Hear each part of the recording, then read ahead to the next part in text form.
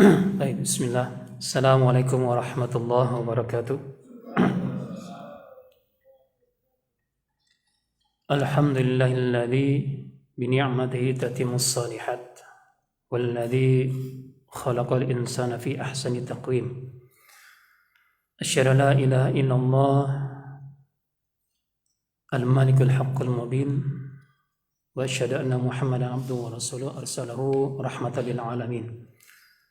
Allahumma salli ala Muhammad wa ala alihi wa ashabihi ajma'in wa man tabi'ahum bi ihsani ila yaumiddin.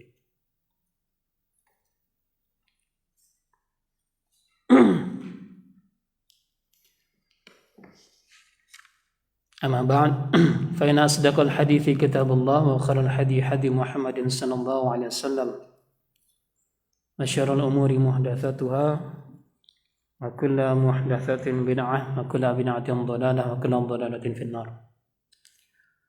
Masyarakat muslimin, jamaah salat subuh Masjid Al-Muttaqin rahimani wa rahimakumullah. Alhamdulillah kita kumpul bersama kembali di dalam majelis kita ini. Insyaallah kita akan lanjutkan kembali pembahasan kita di kitab Al-Fiqh Al-Muyassar min Nukhbati Minal Ulama. Kita terakhir kemarin sampai dengan pembahasan di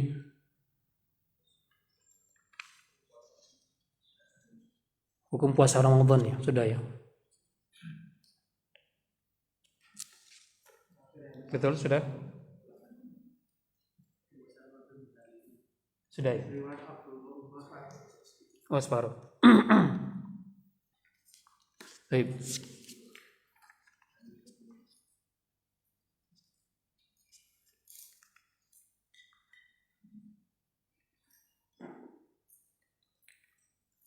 Nah, kemarin kalau tidak salah kita sampai dengan dalil yang surah Al-Baqarah ayat 183 ya. 85. Oh, nanti.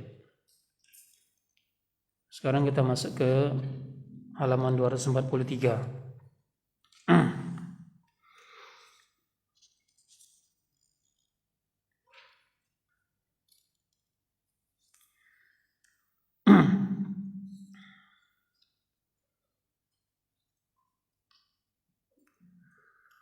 Walima ruwahul Abdullah ibn Umar radhiyallahu anhuma qala Rasulullah sallallahu alaihi wasallam buniyal islamu ala khamsin. Masyhur ya hadis ini ya. Syahadati an la ilaha illallah wa anna Muhammadan Rasulullah wa iqamis shalah wa ita'iz zakah wa shaumi ramadan wal hajji baitillah man istata'a ilaihi sabila.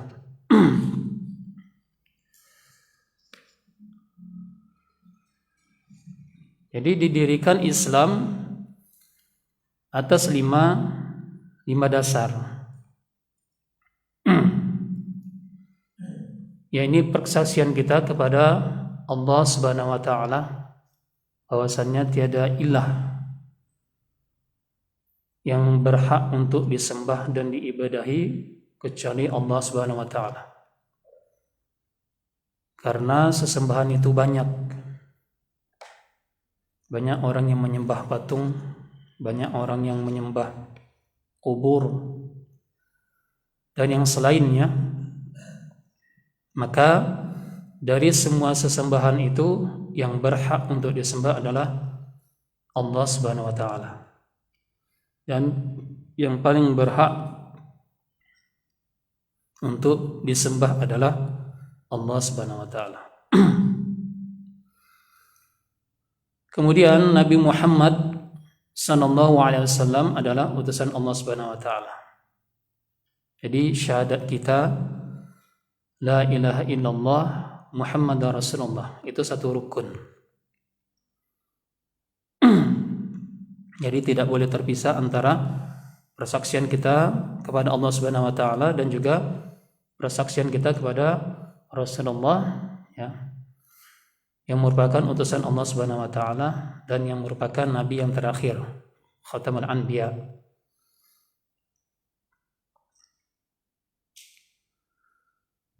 Dan juga mendirikan salat menjadikan salat, nanti kita juga ada bab tentang kitabus shalah. Lalu menunaikan zakat wa ita'iz zakat, kemudian shaum Ramadan. Ini pembahasan kita. Karena shaum Ramadan, puasa di bulan Ramadan ini adalah bagian dari rukun Islam. Karena dia bagian dari rukun Islam, maka wajib bagi setiap orang-orang yang beriman, berakal sehat, untuk melaksanakan kewajiban ini atas dasar iman kepada Allah Subhanahu wa taala. Dan haji ke Baitullah man istata'a. Jadi bagi siapa yang mampu untuk melaksanakan perjalanan ke sana.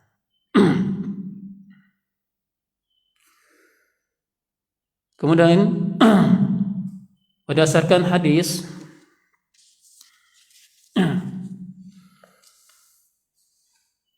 walima ruwahul Talha Ibn Abdullah an a'rabiyan jaa ila Nabi sallallahu alaihi wasallam thairu ra'si faqala ya Rasulullah akhbirni madza faradallahu alayya min siyamin wala syahru Ramadan qala alayya ghairu qala la ilaha an tatawwu syai'an al-hadis. Ada seorang laki-laki Badui, katakan A'rab, katakan seorang laki-laki Badui dalam keadaan rambut kusut mendatangi Nabi SAW, kemudian berkata, wahai Rasulullah, akhbirni, beritakanlah kepadaku apa yang diwajibkan atasku terkait dengan puasa. Beliau menjawab, ya ini puasa Ramadan. Ini menunjukkan bahwasannya puasa Ramadan itu adalah wajib. Kemudian beliau bertanya, kemudian kewajiban apa lagi yang harus aku tunaikan? Beliau menjawab, tidak kecuali bila engkau menambah puasa tersebut secara sukarela, tatawwu'. Jadi puasa sunnah selain wajib itu namanya tatawwu'. Al-hadis muttafaqun alaih, diriwayatkan oleh Imam Bukhari wal Muslim.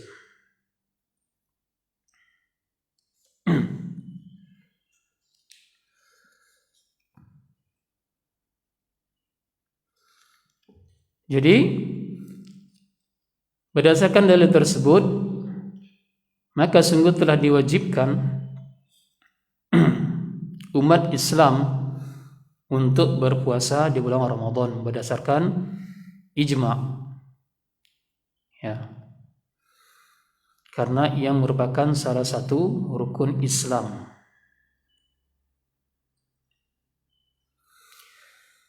Dan barang siapa yang mengingkarinya,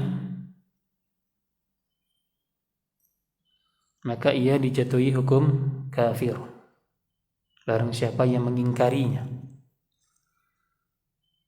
bukan orang yang membatalkan puasa dengan tanpa ada udhur syar'i.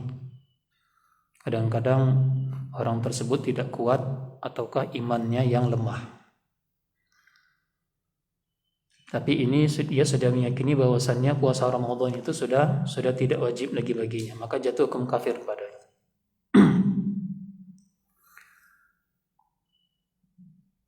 Yaitu dia dihukumi kafir, murtad, keluar dari Islam. Ya, kafirun murtadun 'anil islami. Jadi sudah tidak bisa dikatakan dia beragama Islam lagi, walaupun kita tidak boleh langsung mengatakan dia kafir. Ya, cukup kita yakini saja bahwa ia telah keluar dari agama Islam.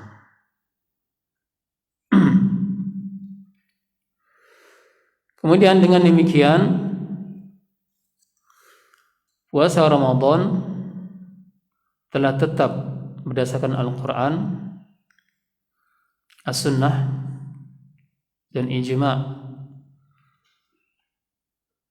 Kaum muslimin telah sepakat menyatakan kafir atas orang-orang yang tidak mengatakan bahwasannya puasa itu adalah sebuah kewajiban bagi umat muslim.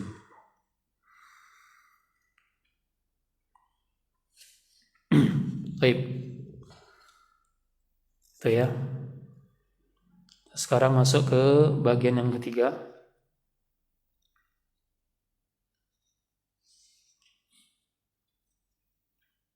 Yakni aqsamus siyam.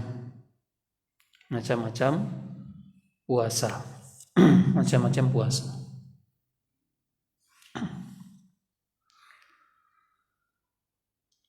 As-siyamu qismani. Puasa itu terdiri atas dua jenis atau dua macam. Yakni wajibun wa tatawwu'un.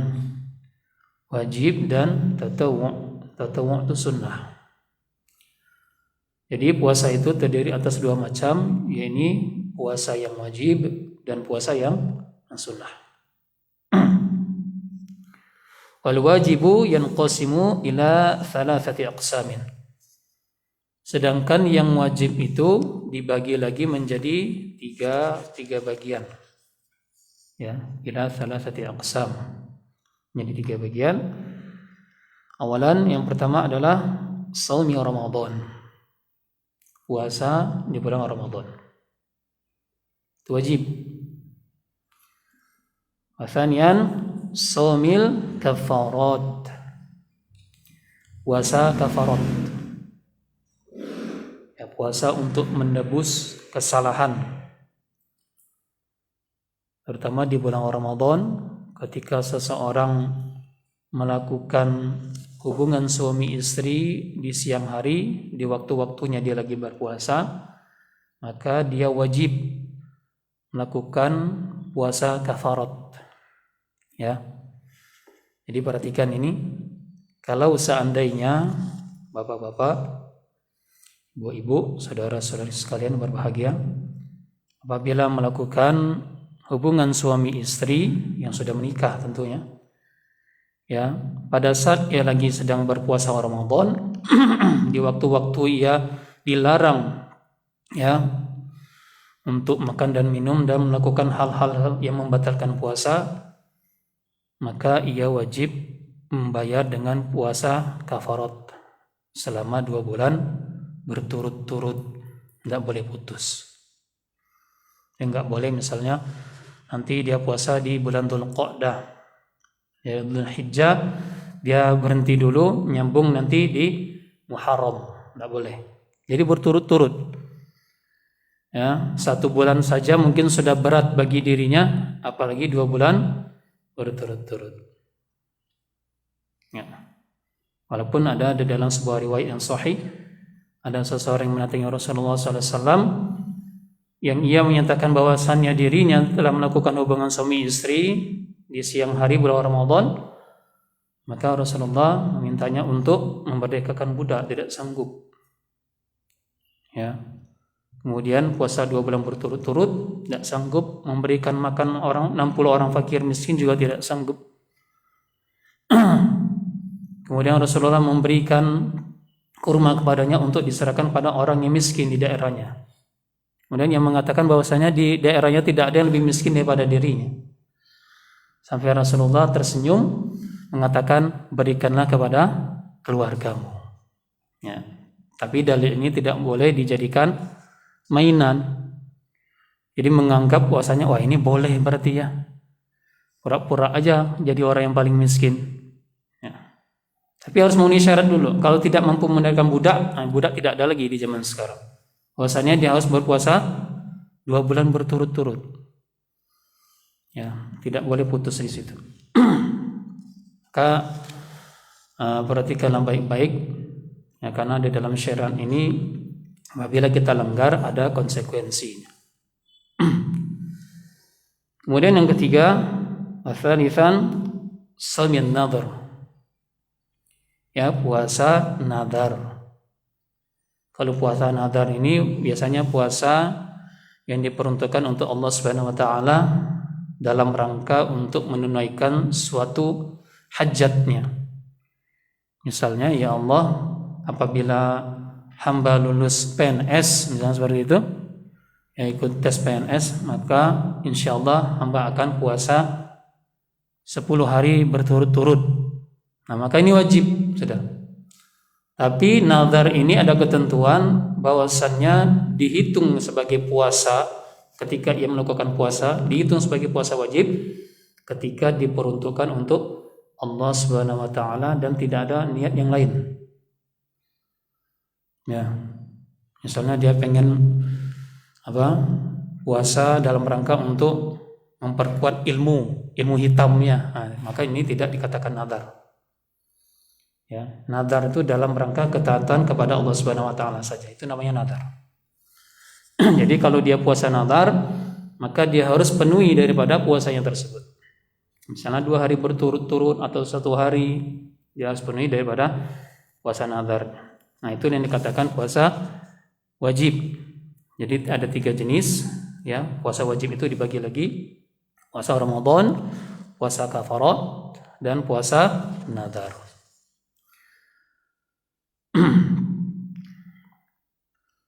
Kemudian wal kalami huna yanhasiru fi shaumi Ramadan. Adapun di sini pembahasan kita hanya dibatasi pada puasa Ramadan saja. Maksudnya di dalam kitab ini. Ya, dalam kitab ini kita hanya membahas tentang puasa Ramadan saja. Wa fi shaumi tatawwu'. Ya, dan juga nanti ada pembahasan tentang puasa sunnah. Ada tambahannya. Amma baqiyatu aqsami fata'ti fi mawadi'iha insyaallah. Ya. Adapun untuk pembahasan-pembahasan yang lainnya, insyaallah akan datang nanti pembahasan di waktu yang berikutnya insyaallah.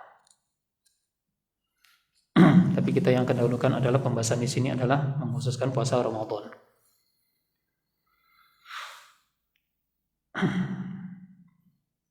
Kemudian bagian keempat,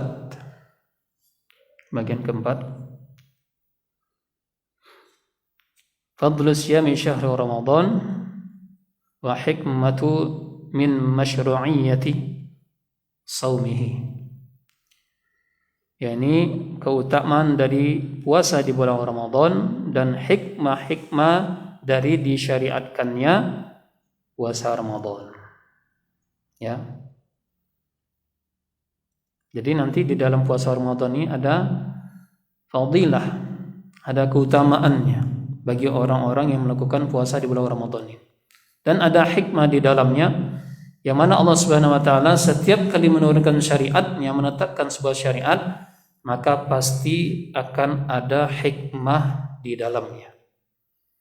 Ya, ada kebaikan-kebaikan di dalamnya. Jangan kita balik menjadikan sebuah hikmah itu sebagai sebuah sandaran mutlak. Ya, dalam artian kalau dia tidak mengetahui atau belum mengetahui daripada hikmah daripada puasa tersebut, maka ia tidak mau puasa. Ya. Jadi jangan dibalik. Penetapan syariat itu akan menimbulkan daripada hikmah, bukan sebaliknya ya. Kita cari hikmahnya dulu, baru kita melakukan puasa, baru kita menetapkan syariatnya. Tidak bisa seperti itu. Sebagaimana dari Abu Hurairah radhiyallahu anin Nabi sallallahu alaihi wasallam, man qama lailatal qadri imanan wa ihtisaban ghufira lahu ma taqaddama min dhanbi wa man shama ramadhana imanan wa ihtisaban ghufira lahu ma taqaddama min dhanbi. Dari Abu Hurairah radhiyallahu an, dari Nabi sallallahu alaihi wasallam, beliau bersabda, barang siapa qama lailah, Ya, al-qadar. Barang siapa yang mendirikan salat di malam al-qadar, ya, di malam al-qadar, jangan malam Lailatul Qadar. Di malam al-qadar, kalau malam Lailatul Qadar, malam-malam al-qadar. Jadi barang siapa yang mendirikan salat, ya, pada malam al-qadar imanan, dengan penuh keimanan, wahtisaban, dan mengharapkan pahala ganjaran dari Allah Subhanahu wa taala, ghufira lahu ma taqaddama min dhanbi, maka akan ghufira lahu, diampuni untuknya, ma taqaddama, apa-apa yang terdahulu, min dhanbi, dari dosa-dosanya. Ini maksudnya adalah barang siapa yang sholat malam di malam Lailatul Qadar, maka Allah akan mengampuni dosa-dosanya yang telah lalu. Dan juga barang siapa yang berpuasa di bulan Ramadan dengan penuh keimanan dan mengharapkan ihtisab, mengharapkan pahala dari Allah Subhanahu wa taala, maka sama dengan salat malam tadi, ghufira lahu ma taqaddama min dhanbi, maka akan diampuni baginya, ya, apa-apa yang telah lalu, min dhanbi, dari dosa-dosanya. Jadi dosa-dosanya yang telah lalu akan diampuni oleh Allah Subhanahu wa taala. Subhanallah. Begitu Allah menurunkan syariatnya, begitu banyak hikmah kebaikan yang bisa kita ambil di dalamnya. Sampai dengan apapun akan Allah berikan kepada hamba-hambanya yang taat, yang meyakini daripada syariat yang telah ditetapkan oleh Allah Subhanahu wa taala. Kemudian wa anhu radhiyallahu an, dan juga darinya, maksudnya dari Abu Hurairah. Jadi hadis yang kedua ini hadisnya sama, ya. Anna Nabiy sallallahu alaihi wasallam qala salawatul khams, ya, wal jama'a ilal wal jumu'atu ilal jumu'ati wa ramadhanu ilal ramadhana mukaffiratun lima bainahunna idza jtinibatil kaba'ir.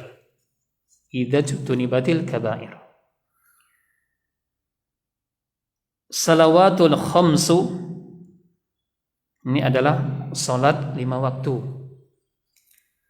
Salat 5 waktu, yakni salat fardu yang kita lakukan.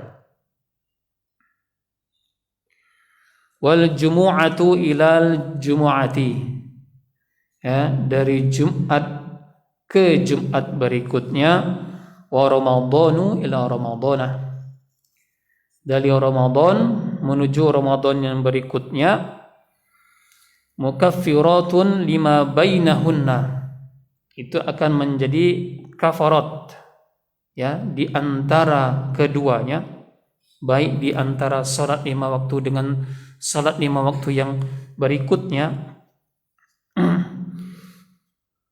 Ya, jadi sebagai kafarat, maksudnya kafarat adalah pelebur dosa. Jadi dosa kita diampuni.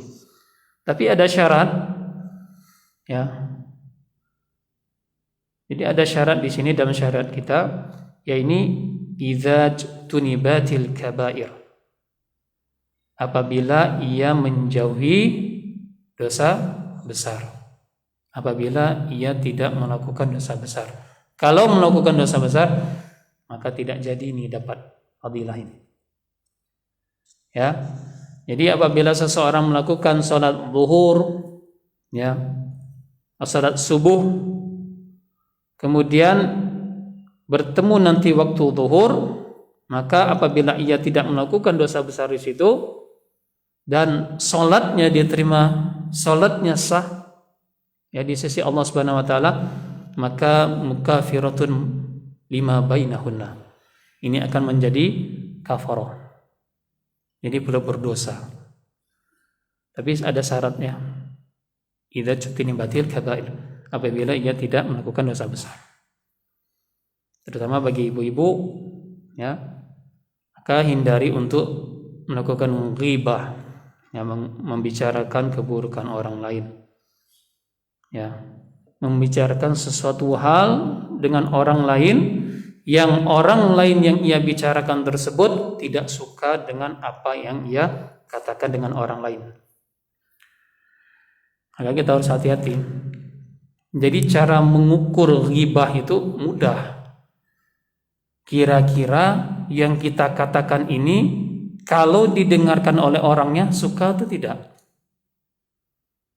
Tapi kalau seandainya kita membicarakan kebaikannya sehingga apabila orangnya hadir ia dengarkan apa yang kita katakan membuat hatinya senang, maka itu tidak dikatakan ghibah. Ya. Tapi kalau kita mengatakan itu perutnya buncit sekali ya, makan apa aja dia. Setiap kali aku lihat perutnya buncit. Nah, kira-kira kalau ada orangnya di hadapan kita, kalau kita mengatakan perutnya buncit, suka atau tidak dia dengar dikatakan seperti itu? Kalau dia tidak suka, berarti kita sudah menghibah. Ya. Maka apabila kita melakukan hal tersebut, maka hati-hati. Jadi dari mulai subuh tadi sampai dengan waktu zuhur, maka tidak akan bisa menjadikan kafarah antara keduanya. Ya, begitu juga selanjutnya antara zuhur dan asar, kemudian asar maghrib dan isya ketemu subuh. Ya, maka jaga daripada salat 5 waktu ini. Apabila kita melakukan dosa, maka Allah akan ampuni kafarah. Ya, maka harus baik, ya. Kita harus menambah kualitas daripada salat kita. Kita harus menganggap bahwasannya Allah menerima daripada salat kita ini dengan kita memperhatikan syarat-syarat, ya, atau rukun-rukun di dalam salat, termasuk juga di dalam bacaan-bacaan kita, sama bacaan Al-Fatihah, ya. Bacaan Al-Fatihah ini adalah termasuk rukun juga. Ketika seseorang melakukan hanjali, maka seseorang akan masuk ke dalamnya kesalahan membaca Al-Quran yang jelas, yang tampak, yang menyebabkan maka salatnya dia tidak sah. Apabila dia menjadi makmum di belakang seorang imam yang keliru atau melakukan lahan jali di dalam membaca surah Al-Fatihah. Baik. Itu. Kemudian Jumat dengan Jumat berikutnya. Jadi apabila orang melakukan sholat Jumat, kalau yang 5 waktu itu adalah amalan harian kita, sedangkan Jumat itu amalan pekanan kita. Jumat ketemu Jumat. Berarti kalau kita melakukan sholat Jumat dengan baik, kemudian bertemu dengan Jumat berikutnya, ya, dengan catatan tidak melakukan dosa besar, maka akan menjadi pelebur dosa kita antara satu Jumat dengan Jumat berikutnya. Tapi bukan berarti kita tidak melakukan sholat 5 waktu. Tenang aja, kan ada Jumat ketemu Jumat, ya. Jangan diartikan seperti itu. Jadi aman dah. Pokoknya kalau sholat 5 waktunya bolong-bolong, masih ada Jumat ketemu Jumat. Bukan seperti itu. Ya, berarti dia telah melakukan dosa besar di situ. Kalau dia melalaikan sholat 5 waktu, maka syaratnya demikian. Ya, tidak boleh melakukan dosa besar. Meninggalkan sholat 5 waktu dosa besar. Ya. Maka tidak jadi nanti Jumat ketemu Jumatnya Allah akan menghapusi dosa-dosanya. Kemudian itu amalan untuk yang mingguan, ada yang amalan yang pekanan itu, ya, amalan yang tahunan.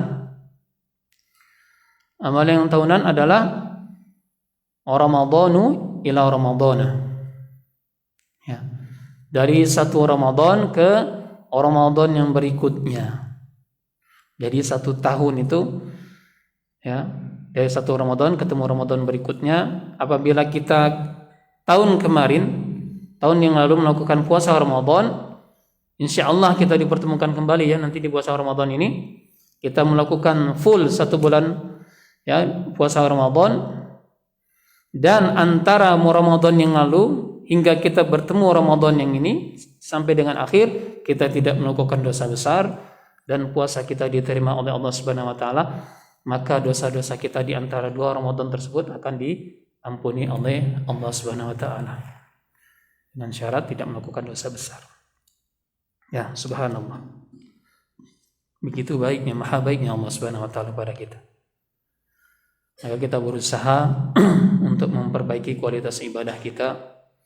Kita hidup di dunia ini adalah sebagai ladang kita. Kita bertani di dunia ini. Bertani kemudian nanti hasilnya di akhirat. Ibarat kalau orang tuh nyangkul dulu di dunia ini. Nanti baru kita akan menuai hasil kita dari nyangkul itu di akhirat. Semoga ganjarannya surga Allah Subhanahu wa taala. Baik. Inilah beberapa hadis yang sahih yang berkenaan dengan puasa Ramadan. Dan masih banyak lagi keutamaan-keutamaan yang lainnya yang tidak disebutkan di dalam kitab ini. Masih banyak yang lain. Karena kalau membahas keutamaan-keutamaan fadilah-fadilahnya sangat banyak sekali. Baik. Itu yang pertama ya, fadluhu, keutamaannya dari bagian yang keempat. Kemudian dari bagian keempat ini adapun subnya yang kedua adalah al-hikmatu min masyru'iyyati shaumihi. Hikmah dari disyariatkannya puasa Ramadan. Hikmah dari disyariatkannya puasa Ramadan. Syara'allahu subhanahu as-sawma lihikamin adidatin wa fawaidah katsiratin. Faman dzalik. Jadi Allah telah mensyariatkan, Allah Subhanahu wa taala telah mensyariatkan puasa Ramadan yang di dalamnya terdapat hikmah yang beragam ya. Adidah untuk jamak ini. Terdapat hikmah yang bermacam-macam atau beragam, wa fawaidah katsirah, dan faidah yang banyak. Di halaman 245 ada. Ya. Faman dzalika di antaranya awalan tazkiyatun nafsi wa tathiruha wa tanqiyatuha min akhlaqir radhi'ah wal akhlaqir radhilah lianna as-sawma yudayyiqu mujariyasy syaitani fi badanil insan. Apa hikmah yang pertama? Di antaranya yaitu tazkiyatun nafs, pensucian jiwa. Jadi di dalam puasa Ramadan ini ada pensucian jiwa bagi orang-orang yang mungkin yang dulu lalai dari melaksanakan ketaatan pada Allah Subhanahu wa taala, yang dulunya ia banyak melakukan kemaksiatan. Insyaallah kalau dia berpuasa dengan sungguh-sungguh atas dasar keimanan kepada Allah Subhanahu wa taala, maka Allah akan mensucikan jiwanya. Ya. Kemudian wa tathiruha, dan Allah akan membersihkannya hati-hatinya, jiwa-jiwanya. Ya. Dan juga Allah akan membasuh, istilahnya itu dibasuh hatinya itu yang jelek, yang buruk. Dari apa? Min akhlaqir radhi'ah, dari sifat-sifat akhlaq, sifat-sifat yang tercela. Ya. Ar-radhi'ah, dari sifat-sifat yang tercela. Jadi apabila seseorang berpuasa dengan sungguh-sungguh atas dasar keimanan, insyaallah sifat-sifat yang tercela itu akan Allah bersihkan dari hati. mungkin dulu suka menghibah. Karena puasa ini yakini sebagai al-imsak, bentuk menahan diri lillah karena Allah Subhanahu wa taala, maka setiap kali dia ingin melakukan dosa, maka dia selalu menahannya. Di dalam kamar dia temukan ada segelas air seperti itu, maka ada godaan, tapi dikarenakan keimanan pada Allah Subhanahu wa taala, maka dia tahan. Kalau saya minum ini, Allah pasti lihat dan saya lagi sedang berpuasa. Nah, pasti ada dorongan untuk tidak membatalkannya. Nah, ini bentuk keimanan. Jadi orang-orang yang suka mokel itu dipertanyakan keimanannya. Begitu gampangnya. Berarti dia tidak melakukan puasa atas dasar keimanan. Ya. Apalagi mungkin puasanya dari mulai awal berhasil ketika masuk 10 hari terakhir, ya. Dahulu ya, sebelum pandemi. Mulai itu banyak di mall, di pasar-pasar, plaza gitu ya. Beli pakaian segala macam. Haus sendirinya. Kemudian apa? Kepuja sera makan. Dalilnya apa itu? Dalilnya ini udzur syar'i. Karena sudah tidak kuat lagi. Ya, kalau saya teruskan puasa ini makruh. Tidak ada makruh seperti itu. Dirinya sendiri yang menyengaja melakukan hal tersebut sehingga dia menjadi capek. Ya, bukan hal-hal yang dituntut ya yang menyebabkan dia memang harus membatalkan puasa tersebut. Mungkin dikarenakan ia sakit, mungkin dikarenakan ia dalam perjalanan, boleh ketika melakukan safar. Jadi ketika melakukan safar itu ada dua kemungkinan. Dia boleh berpuasa, dia juga boleh tidak berpuasa. Ya, karena Allah yang menjamin itu. Kalau dia berpuasa silakan asalkan dia kuat. Misalnya dia di terminal nunggu mau mudik, misalnya seperti itu. Ya. Kemudian menyebabkan dirinya sudah lemah sekali. Dia mau safar ya. Kalau dia tidak membatalkan puasa, maka dia dehidrasi, maka boleh dia tidak untuk berpuasa karena dalam kondisi dia lagi safar. Tapi ini safar apa? Ini juga safar katanya, perjalanan menuju mall. Safar gitu ya. Tapi ada ketentuan yang dikatakan itu sebagai sebuah safar. Ya. Dan juga dengan berpuasa ini akan mempersempit daripada syaitan, ya. Jadi syaitan ini bekerja di pembuluh darah besarnya manusia itu. Maka dengan kita berpuasa dikatakan di annas-sauma yudayyiqu mujariyasy syaitani fi badanil insan. Jadi dia akan mempersempit daripada kerjanya syaitan. Jadi apabila seseorang berpuasa, itu kondisi badannya tuh lemah, gairahnya turun drastis, walaupun mungkin tidak sampai 0%. Ya turun drastis. Kalau sampai 0% berarti tidak ada selera sama sekali. Nanti buka puasa juga nggak selera gitu. Ya. Jadi tetap ada, cuman kapasitasnya sudah sangat lemah.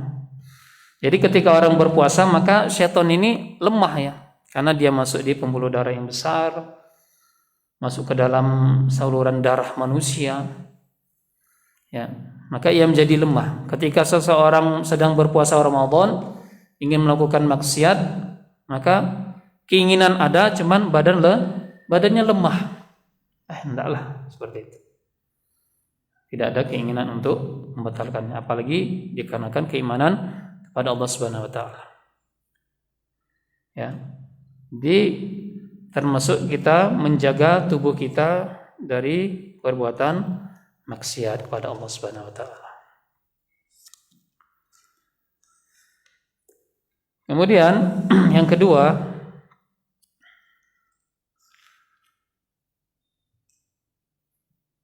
fi shaumi tazhidun fid dunya wa syahawatiha wa targhibun fil akhirah wa na'imiha.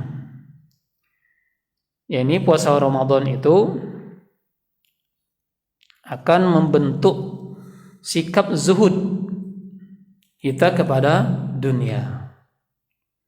Zuhud.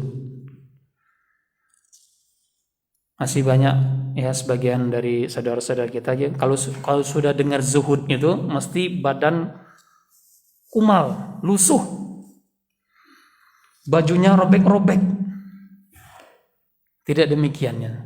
Jadi zuhud itu lebih daripada meninggalkan perkara-perkara dunia yang tidak ada manfaat buat akhiratnya, itulah zuhud. Ya. Kalau perkara-perkara dunia yang ditawarkan kepadanya itu adalah perkara-perkara yang tidak akan mendatangkan manfaat untuk akhirat, maka dia tidak mau melakukannya lagi, itu namanya zuhud. Ya, tetap orangnya cakep, ganteng gitu ya, berpakaian rapi. Ya, bukan berarti tidak zuhud. Karena saya pernah dulu ya, tahun zaman kuliah dulu, tahun 95, 96, tahun 96. Jadi saya di rumah makan. Jadi namanya mahasiswa dulu kan masih sederhana ya, rumah makannya yang warteg biasa gitu. Dulu saya pernah ikut sebuah, yes, bukan sengaja mengikut, karena ketidaktahuan bahwasannya ini adalah sebuah kelompok ya aliran ya, aliran Islam sampai sekarang. Ketika saya makan, itu adalah teman-teman saya juga.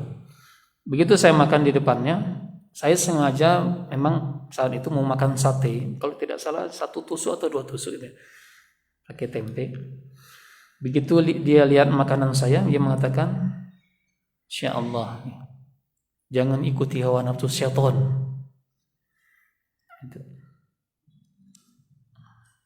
Saya berpikir apa yang ikut hawa nafsu syaitan ya? Karena apa salahnya di makanan ini? Gitu. Ternyata yang dia maksud adalah tidak usahlah bermewah-mewahan di dalam makan, sederhana saja. Gitu. Ini adalah pengertian, sebagai contoh, ini pengertian yang sempit terhadap zuhud kepada Allah Subhanahu wa taala, zuhud kepada dunia. Zuhud kepada dunia. Ya. Jadi zuhud pada dunia itu bukan meninggalkan seluruh kenikmatan yang telah Allah berikan kepada hamba-hambanya, bukan. Mana Allah ingin kita menampakkan kenikmatan yang telah Allah berikan kepada hambanya, bukan untuk disembunyikan, bukan untuk dilalaikan. Allah berikan kekayaan, Allah berikan rezeki, Allah berikan keluasan harta kepada kita untuk kita tampakkan pada Allah Subhanahu wa taala. Ya, bukannya kita ini ya, susah gitu ya. Kayak orang susah tapi punya harta, itu zalim namanya. Bukan zuhud. Itu namanya zalim kepada diri sendiri. Ya. Itu sekilas cerita, tidak saya teruskan lagi. Ya, ini menunjukkan bahwasanya zuhud kepada dunia adalah meninggalkan perkara-perkara dunia yang tidak ada manfaatnya buat akhiratnya. Itu zuhud pada dunia. Kemudian wa syahawatiha, dan syahwatnya, keinginan syahwatnya untuk meraih dunia tersebut. Tidak puas-puas dari dunia ini syahwatnya. Jadi dengan puasa Ramadan itu maksudnya adalah akan membentuk sikap zuhud kita terhadap dunia dan syahwat kita dalam keinginan untuk mencari dunia tersebut. Ini biasa saja. Ini kalau orang yang sudah ada sifat zuhud terhadap dunia dalam dirinya, bahwasanya dia mencari dunia itu sekedar untuk mencukupi kebutuhannya saja. Bisa hidup, bisa makan, menepati tempat tinggalnya. Ya. Tidak usah kita menggunakan cara yang halal, cara yang haram ya, untuk memenuhi kehidupan kita sehari-hari. Yang Allah jamin itu adalah apa? Rezeki kita, kehidupan kita, ya, makan dan minum kita. Yang Allah jamin makan dan minum kita, tapi Allah tidak menjamin keinginan kita. Ya. Kenapa? Keinginan kita ini bisa jadi Allah luaskan bagi orang-orang yang Allah inginkan saja. Bagi Allah yang Allah tidak inginkan, wa taqdir lahu, maka Allah sempitkan bagi yang Allah inginkan saja, liman syaa. Ya. Inna rabbaka yabsutu rizqa liman yasha wa yaqdir lahu. Maka Allah akan memberikan keluasan rezeki kepada orang-orang yang Allah inginkan saja, dan Allah sempitkan kepada orang-orang yang inginkan. Yang Allah berikan keluasan rezeki bukan berarti bahwasanya Allah muliakan ia, dan Allah berikan kesempitan rezeki kepadanya bukan berarti Allah hinakan dia. Tapi Allah maha tahu daripada apa yang telah Allah tetapkan untuknya. Ya. Kemudian mendorong cinta kepada akhirat dan kenikmatannya.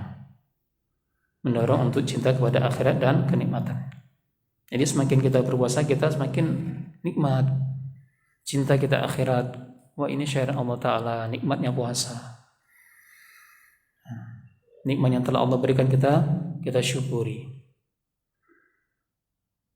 Orang yang bersyukur adalah tingkatan orang-orang yang paling tinggi di sisi Allah Subhanahu wa taala. Karena kalau orang yang bersyukur itu, apapun yang telah Allah berikan, baik kenikmatan maupun musibah, pasti dia mengucapkan alhamdulillah. Ini tingkatan orang yang paling tinggi. Ketika diberikan kenikmatan, alhamdulillah ya rabbil alamin, alhamdulillah ya Allah. Ketika diberikan musibah, apa yang dikatakan? Alhamdulillah ala kulli hal. Ya. Bahkan tingkatan syukur ini, kata para ulama, lebih tinggi daripada tingkatan orang yang ridho. Tingkatan syukur ini paling tinggi dibanding orang yang ridho. Atau orang yang sabar. Kalau orang yang sabar itu bisa jadi di dalam dirinya ia merasa sedih, merasa pahit terhadap musibah yang telah diberikan padanya, akan tetapi dia tidak melakukan perbuatan-perbuatan yang melanggar daripada syariat Allah Subhanahu wa taala. Itu orang sabar. Ya. Jadi orang sabar itu seperti itu. Sudah dia tidak sedih, dia pergi, ya Allah. Seperti ini cobaanmu ya Allah. Pergi. Masih sedih dalam dirinya. Tapi dia tidak melakukan perkara-perkara yang menyebabkan Allah murka kepadanya. Ketika diambil anaknya, maka dia bersabar situ. Tapi kalau orang yang sudah bersyukur ini jadi masalah. Ketika cantukan musibah, ini kehendak-Mu ya Allah. Alhamdulillah. Ya. Ini tidak ada rasa sedih dalam dirinya, karena dia merasa bahwasannya yang diberikan yang terbaik, diberikan musibah ini, itu adalah keputusan yang terbaik untukku dari Allah Subhanahu wa taala. Kemudian yang ketiga,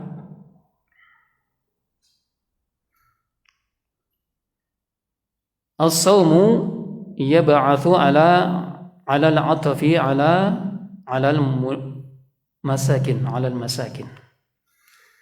Puasa ini menggugah daripada rasa perhatian kita, empati gitu ya, terhadap orang-orang miskin. Nanti kalau orang miskin itu kita ketahui dengan puasa itu, bahwasanya mereka bagaimana rasanya ketika tidak makan, ya. Nah, gini cara yang mereka rasakan itu ya, tidak makan, tidak minum. Bahkan lebih parah, malam harinya pun mungkin tidak mendapatkan asupan makanan, ataupun sedikit, ataupun dari sisa. Sedangkan kita, sebagian dari kita berpuasa menahan lapar, haus, kan tetapi buka puasanya istimewa. Nah, itu. Cuman siang aja merasakan kemiskinan gitu ya, malamnya kekayaan lagi gitu. Kenikmatan ya, seperti itu. Nah, jadi merasakan penderitaan mereka, karena orang-orang yang berpuasa merasakan penderitaan rasa lapar dan haus. Dan disebutkan lagi masih banyak ya, masih banyak hikmah-hikmah yang lain yang tidak disebutkan di dalam kitab ini. Ya, maksudnya hikmah-hikmah tersebut masih banyak yang bisa kita ambil. Jadi hikmah itu adalah kebaikan-kebaikan yang bisa diambil dari syariat Allah yang ditetapkan kepada hambanya. Jadi penetapan hikmah itu jangan jadi sebagai sebuah sandaran. Sandarannya adalah syariat Allah Ta'ala. Allah buat syariat, ada hikmah di dalamnya. Itu hikmah yang kita ambil, kebaikan. Jadi jangan dibalik, hikmah dulu, ya. Apabila kita tidak mengetahui hikmahnya, kebaikannya apa, maka kita tidak melakukan kewajiban kita. Jadi hikmah itu bukan sebuah sandaran yang di dalam kita melakukan sebuah amalan. Ya. Jadi kalau tidak ada hikmahnya, tidak melakukan amalan. Jadi setiap cari amalannya, oh ini enggak kurang bagus nih ya hikmahnya, enggak lah gitu ya. Ini bukan seperti itu. Jadi syariat ya syariat. Lakukan, Allah sudah tetapkan itu, Rasulullah sudah mengajarkan itu, mencontohkan dengan sunnahnya, dengan qaulnya, dengan fi'liyahnya, maka kita lakukan. Baik, sekian saja ya. Kita akhiri dulu sampai dengan bagian yang keempat ini. Insyaallah kita akan lanjutkan kembali pertemuan berikutnya. Saya berikan waktu 5 menit untuk pertanyaan. Silakan yang berhubungan dengan materi kita ini saja. Silakan. Tidak ada ya? Baik, tidak ada. Kita akhiri, semoga bermanfaat. Lebih kurang mohon maaf. Segala kebenaran mutlak milik Allah Subhanahu wa taala dan segala kesalahan dan khilafan dari anak pribadi dari syaitan. Allahumma inna nas'aluka 'ilman nafi'an wa na'udzubika min 'ilmin la yanfa'. Allahumma inna nas'aluka 'ilman nafi'an wa rizqan thayyiban wa malan mutaqabbalan wa lisanan dzakiran qalban khashi'an. Kita tutup dengan doa kafatul majelis. Subhanakallahumma wa bihamdika asyhadu an la ilaha illa anta astaghfiruka wa atubu ilaik. Assalamualaikum warahmatullahi wabarakatuh.